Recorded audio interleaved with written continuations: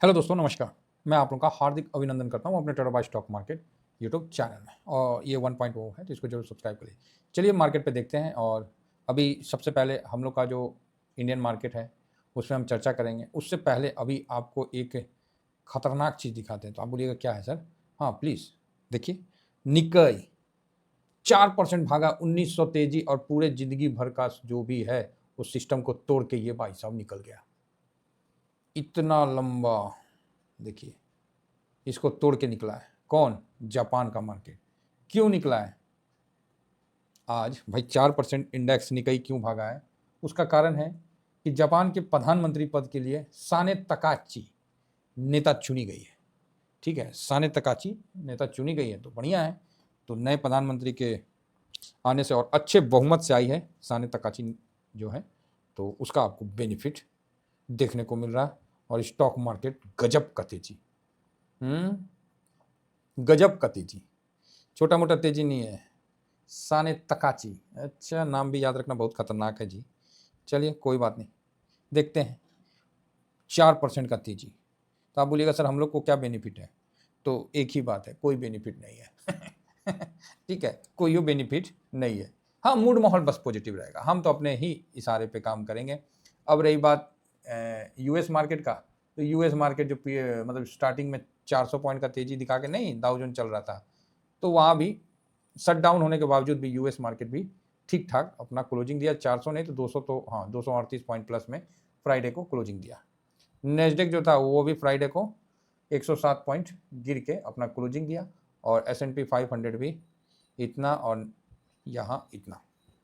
ठीक है, तो ये आपको दिया गया। चलो जी, बढ़िया बात है। अब आते हैं अपने गिफ्ट निफ्टी और SGX दोनों में चेक कर लेते हैं।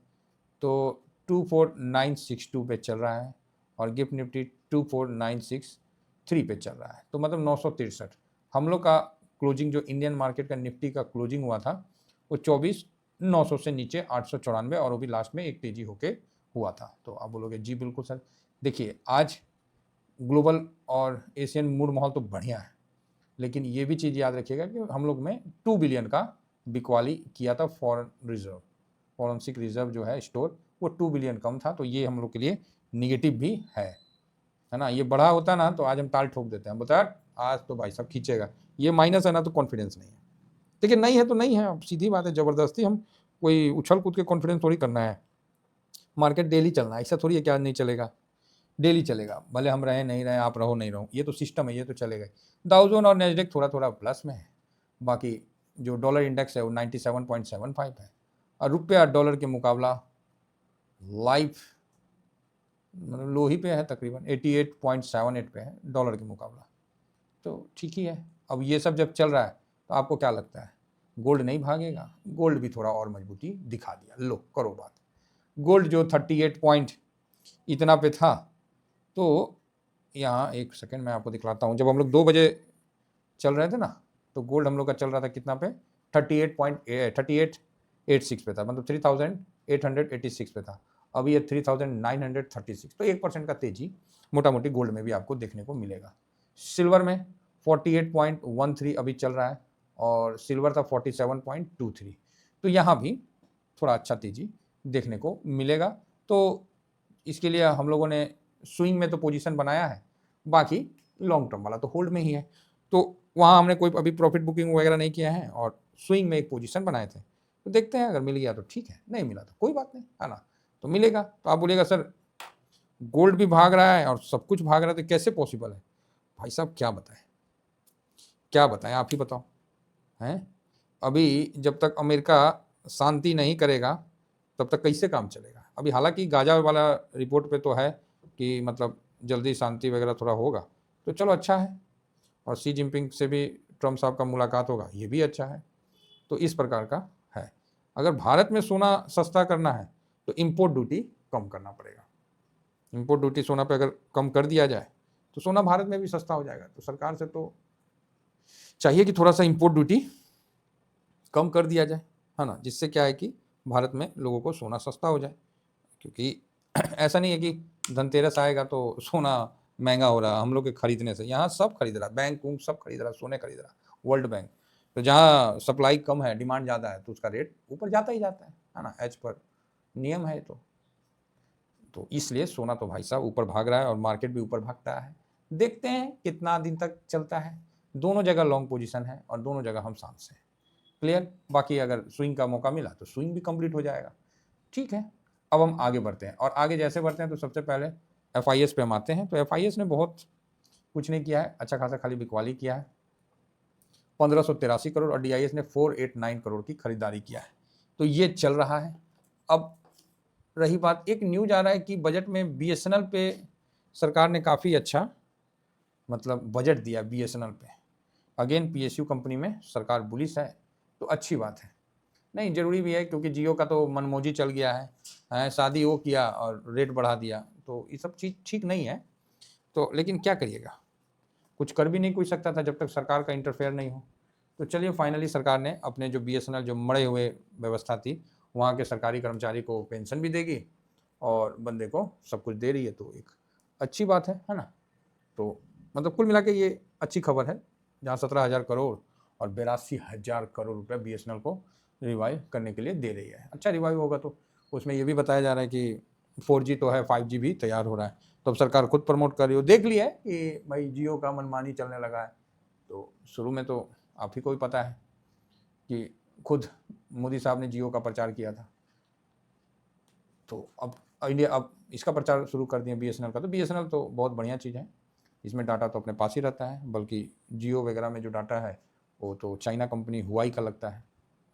तो ये सब चीज़ है। 6.73% इन्होंने भी बेचा था। DIS 5% कुछ नहीं बेचा, मतलब 71.71 पे पोजीशन पे है। Public 76.75 plus 0.78%। प्रो 47.34 1.99%। तो ये सिस्टम है। तो प्रो ने भी खरीदारी किया है और अभी इस पोजीशन पे आके खड़े हो गए हैं सारे, जो कंडीशन में है, जहां FIS का पोजीशन बिल्कुल कम है, DIS का ठीक ठाक है, प्रो का भी ओके है, पब्लिक भी ठीक ठाक है। तो पब्लिक का टॉप मार्केट का बॉटम बनता है, ऐसा मेरा अनुमान है। तो आप बोलोगे तो सर क्या मार्केट नीचे आएगा, तो ऐसा क्या है कि नहीं आएगा, समझिए ना। ऐसा तो कुछ नहीं है कि मार्केट टॉप पे है तो वहाँ से थोड़ा सा रुक नहीं सकता है। तो अब ये देखना है कि इसका इम्पैक्ट कितना होता है। अब इसका ये मतलब नहीं कि लकीर का फकीर नहीं हो जाना है। शेयर मार्केट में कभी भी लकीर का फकीर नहीं होना कि नहीं ऐसा होना चाहिए।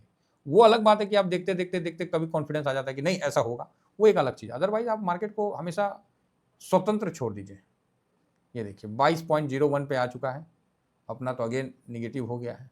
तो मैं मार्केट में निगेटिव नहीं हूँ लेकिन पॉजिटिव भी नहीं हूँ, ठीक है ना। तो आइए सभी डाटा को हम रखते हैं। तो उससे पहले हम देख लेते हैं एक बार थोड़ा सा डाटा US का। ब्रेंट निगेटिव हो जाएगा 60। ब्रेंट जो है ना, अब मैं पॉजिटिव नहीं रखूँगा, इसको न्यूट्रल रखूँगा।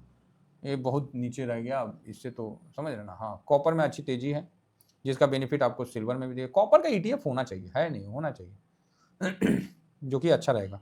और रही बात 10 ईयर बॉन्ड यील्ड, तो 4.14। देखिए ये तीनों ज़्यादा समय तक नहीं ऊपर जा सकता है। गोल्ड ऊपर, 10 ईयर बॉन्ड यील्ड ऊपर, मार्केट ऊपर, ये तीनों ज़्यादा समय तक नहीं, किसी ना किसी को तो नीचे आना पड़ेगा। बीच में डॉलर भी ऊपर था तो चलो डॉलर तो नीचे आ गया, अब इन तीनों में से एक को नीचे आना है। अब कौन आता है वो तो समय बताएगा। अब रही बात 10 तारीख को आने वाला है अनएम्प्लॉयमेंट का डाटा US का, तो वो सबसे इंपॉर्टेंट है क्योंकि फेड अनएम्प्लॉयमेंट बढ़ जाने के कारण रेट कट किया है। तो वो डाटा पे ज़्यादा प्रभाव पड़ेगा और वो डाटा को आदमी ज़्यादा देखेगा, ठीक है ना। तो इसका भी हम लोग को विशेष ध्यान रखना है। बाकी ADR को देख लेते हैं। तो ADR बहुत ऐसा खास तो नहीं है, और अभी अब सेकेंड क्वार्टर का रिजल्ट भी आना शुरू हो जाएगा और TCS पे खास फोकस रहेगा। तो नॉर्मल पॉजिटिव है, कोई ऐसा उछल कूद के तो नहीं है। तो यही चीज़ है, ठीक है साहब। चलिए बाकी PCR भी ठीक है, ख़राब नहीं है आइए फिर हम इसमें चलते हैं और देखते हैं। तो FIS मेरे हिसाब से तो निगेटिव का तो कोई आज मतलब नहीं है, फिर भी न्यूट्रल रखते हैं। DIS पॉजिटिव ही है, प्रो पॉजिटिव है। इंडिया विक्स कितना हो गया, एक सेकंड यार, इंडिया विक्स को मैंने ध्यान नहीं दिया। इंडिया विक्स आपको 10 11 कितना है, एक बार चेक कर लेते हैं। इंडिया विक्स 10.6 है, ये निगेटिव है मेरे लिए। हाँ यार इतना नीचे काफ़ी हो जाता है ना, इतना नीचे ठीक नहीं है। न्यूट्रल पॉजिटिव पॉजिटिव, ये जो 11 तक ठीक है, 11 तक बढ़िया रहता है। अभी 11 से भी नीचे आ जाता है तो क्या बोला जाए। अब 10 से नीचे आ जाएगा तो कम से कम 10.5, तो यहाँ पर हम इसको निगेटिव करते हैं। पीसीआर न्यूट्रल है, गोल्ड आज पॉजिटिव है, क्रूड ऑयल ये 45 पे न्यूट्रल करो ससुरा को। हाँ, यूएस मार्केट पॉजिटिव भी था, न्यूट्रल करिए। रुपया निगेटिव है, डॉलर इंडेक्स पॉजिटिव है और पीई आज 22.01 था, तो आप निगेटिव भी कर सकते हैं, न्यूट्रल भी कर सकते हैं। फिलहाल हम निगेटिव कर देते हैं। अब आइए 1 2 3 4, 4 न्यूट्रल, 4 पॉजिटिव, 3 निगेटिव। हाँ, ये डाटा सही है, ये डाटा सही है। तो आज पॉजिटिव और न्यूट्रल रहेगा ज़्यादा, लेकिन निगेटिव का भी वर्चस्व बना रहेगा। तो अब आप बोलिएगा सर आप तो बीच वाला बात बोल रहे हैं। हम बीच वाला बात नहीं बोल रहे हैं, मार्केट जो आपको दिखा रहा है वही बता रहे हैं।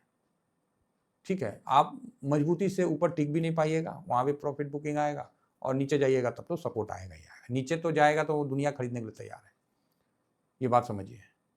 ऊपर जाएगा तो प्रॉफिट बुकिंग आएगा, नीचे जाएगा तो दुनिया खरीदने के लिए तैयार है। तो आप बोलिएगा सर तो फिर ऐसी स्थिति में हम करें क्या? डिप को अपॉर्चुनिटी में बदलें, डिसिप्लिन को फॉलो करें। Thank you very much.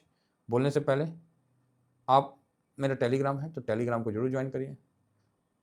हाँ, ये स्विंग है, ये शॉर्ट स्विंग है, ठीक है। बाकी जो लिंक है मैं अपने टेलीग्राम का इस पर देता हूँ, तो यहाँ जरूर आप अपना, अच्छा नहीं दिया क्या? हाँ दिया था, ये देखिए। तो आप इसमें अपना जरूर कनेक्ट रहिए।